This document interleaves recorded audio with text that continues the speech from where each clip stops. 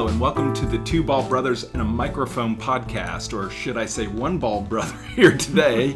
And you've got lovely hair, Oliver, so you don't get rid of that. You need to keep your hair for as long as you can. Well, I actually need a haircut, though, but... Yeah, well...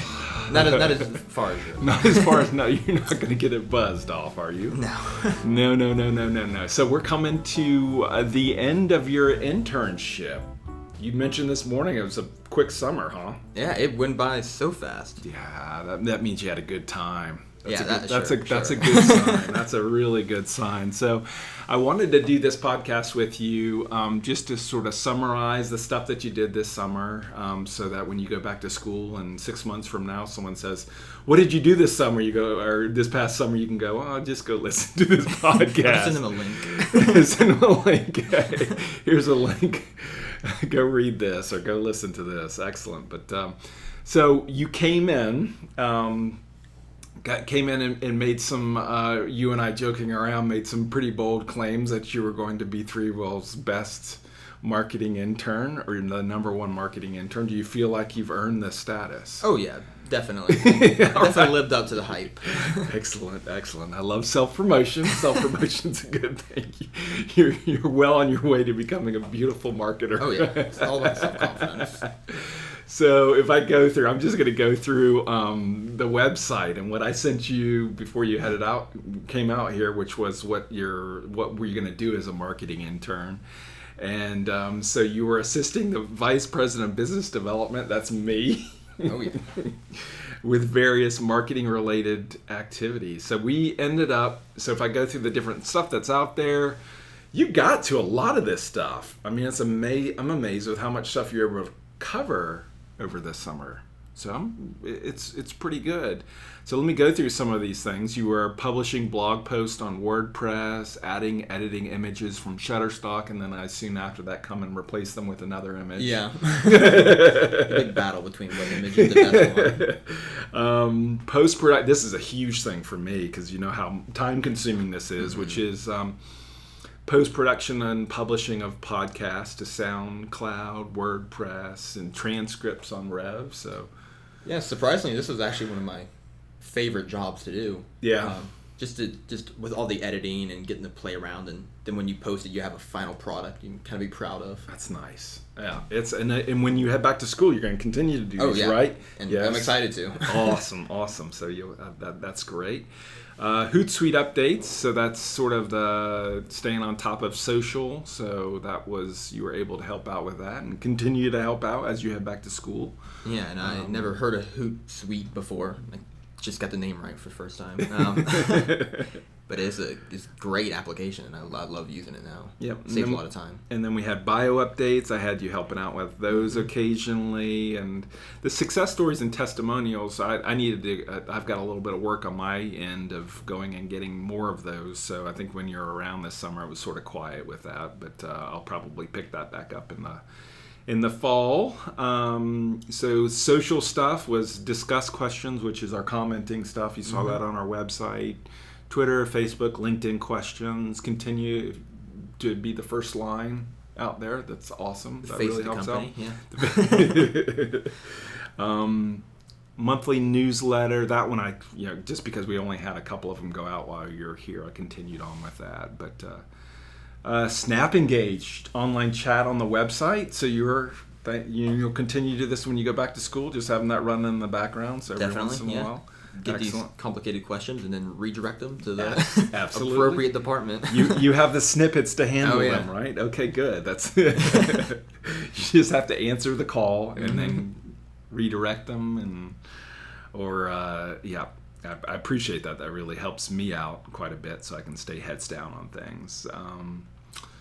Let's see, SEO scores. Yoast, you went and did some stuff like updating the images, the featured images, which helps out with social and some SEO, and then learned more about Yoast and what that is and SEO in general. That was probably the longest project I had go on because that took almost a full week of just adding images, getting all the green lights on all the posts and stuff. Nice. And it started off, it would take me a while to get each post to green light, but then near the end, I was streamline and everything. So folks who aren't used to or don't know what Yoast is, it's basically a social plugin for WordPress, and it's that and more.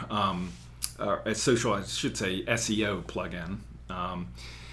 And green light is if you go and basically marking it up correct for certain keywords that you're looking for, and it takes they give you a list of things that you can do to improve the page. And for us, I think we get a lot of our majority of our website visitors are through through somebody searching for a keyword on Google, and yeah, organic search is by far number one.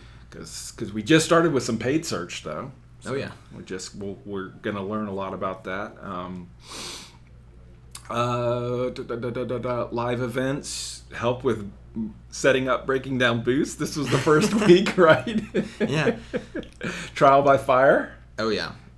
I'll remember the sign next time. No, it's okay. Yeah.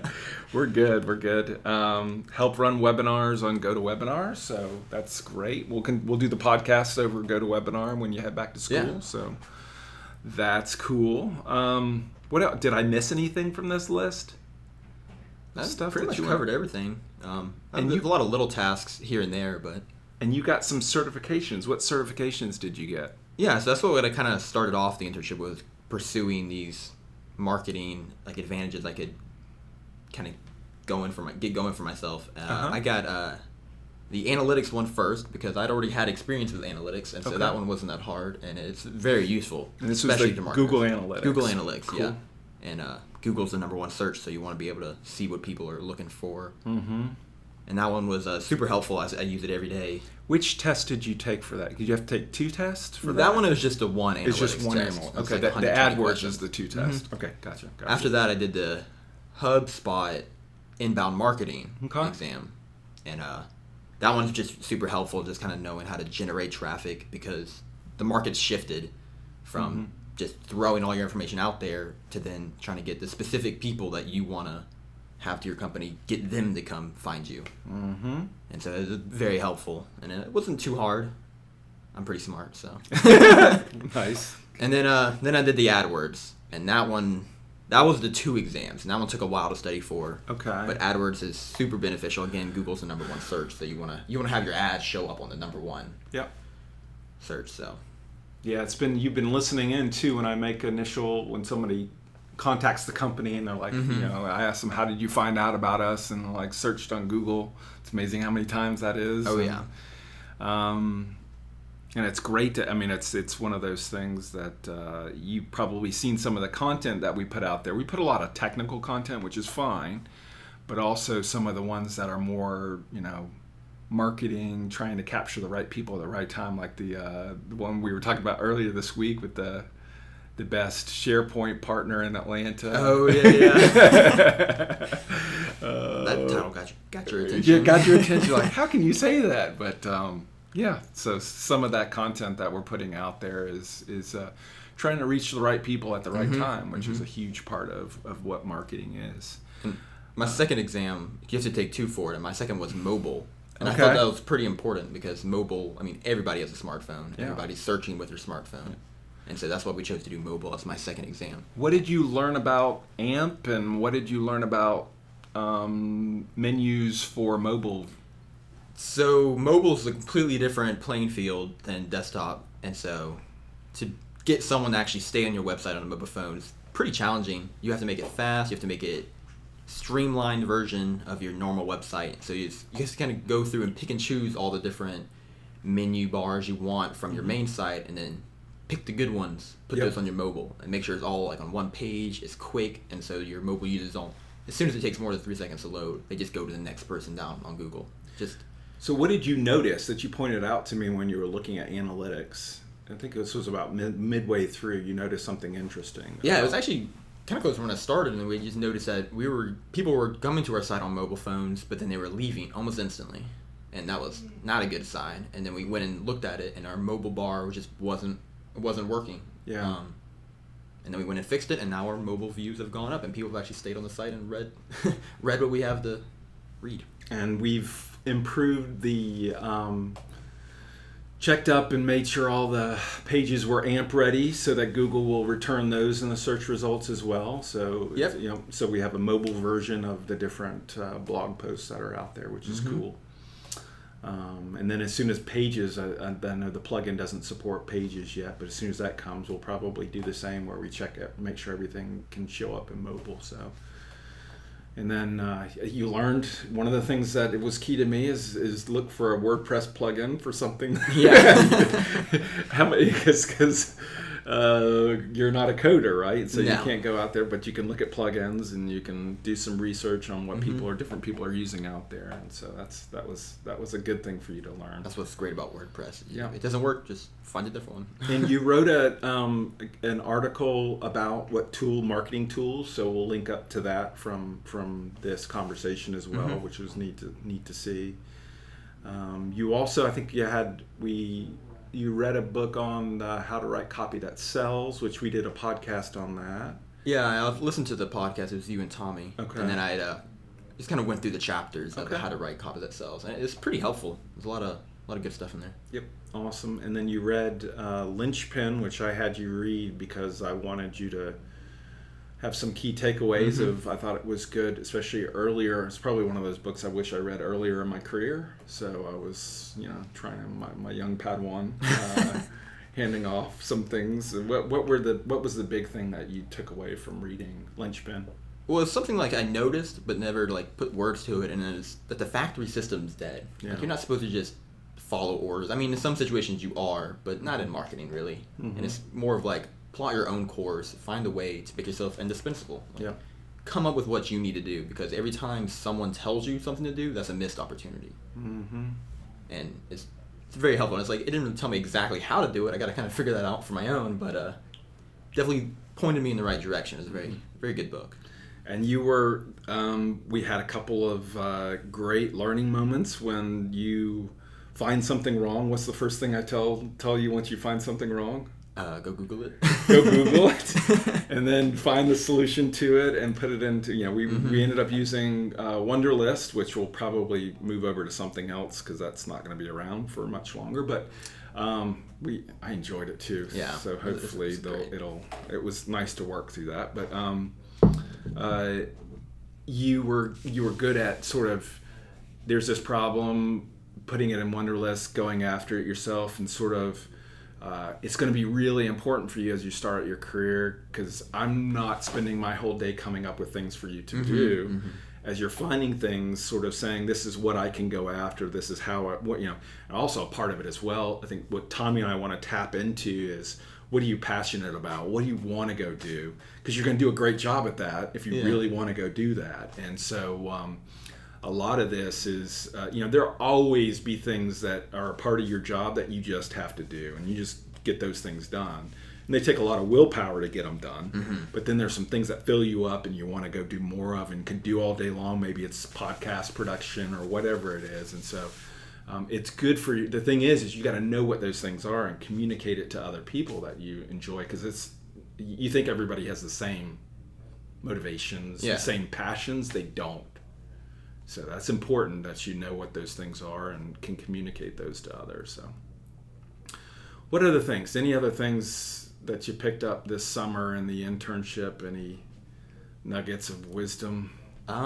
Really, just kind of what you said. Just go after it myself first. Always try it before I ask someone else for help. Awesome. And at the very beginning, I would ask you, and then your immediate reaction was, go figure it out. And so I kind of picked up on that pretty soon. It's I should probably figure it out first before I go and ask them for help. Have you Googled it yet? Because if you haven't, I'm going to give you some wise response. Wise, I'm not going to say the word response, but, so something... Yeah, I want you to do your homework. That's always, and a part of this as well is you're seeing in this, it's a unique experience where I'm taking some of the stuff that I do on a daily basis and hand it off to you for you to go after. And there's going to be a day where you'll do the same. Once you come back after you graduate, right? And you'll come back here and take on this and then some more. Oh, yeah. And eventually you'll have your marketing intern and can talk them through the same That'll things. Be fun. That'll be surreal, right?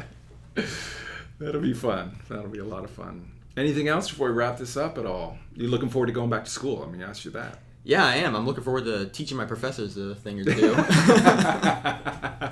Do you hear that? If you're one of his professors, he's going to teach you a thing or two. You might not enjoy me being your student. What are what is classes you're going to take this fall? Well, one, digital marketing. So I'd scheduled that class before I knew I was even interning here. So now I'm going in there, and hopefully that's an easy A now. Nice. And some international marketing, which should just be helpful in general. Even if we're not marketing internationally, just knowing how to understand the markets and stuff. Yeah. Hoping to learn a lot of really we cool have things. International companies. You've heard the Yeah. meetings over in London, and the companies in India too that are always Googling us. Absolutely. Cool. Anything else? What other classes you taking? Some generic stuff, business finance. That's gonna be a tough one. Awesome. Yeah. So cool. Well, good luck in your senior year. Go learn lots. Thank you for continuing to help as you head back too. I appreciate you doing that. It's my pleasure. And that'll help pay for the G. Oh yeah, definitely help pay for the G. Awesome. Well, thanks for taking the time to do this. Thanks for producing the podcast and for all your help this summer. Appreciate it, and good luck this fall. Yeah, thank you so much. Thanks everybody for listening. Bye-bye.